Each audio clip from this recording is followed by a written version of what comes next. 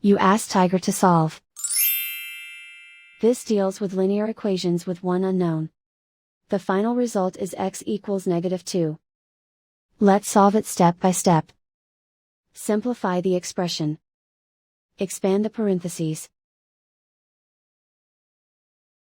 Group like terms. Simplify the arithmetic. Expand the parentheses. Simplify the arithmetic. Group like terms. Simplify the arithmetic. Group all x terms on the left side of the equation. Subtract 3x from both sides.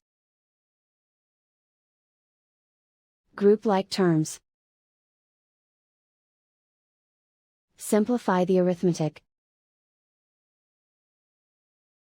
Group like terms. Simplify the arithmetic. Group all constants on the right side of the equation. Subtract 1 from both sides. Simplify the arithmetic.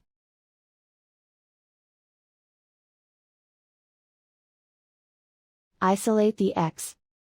Divide both sides by -6. Cancel out the negatives. Simplify the fraction. Move the negative sign from the denominator to the numerator. Find the greatest common factor of the numerator and denominator. Factor out and cancel the greatest common factor. And so the final result is x equals -2.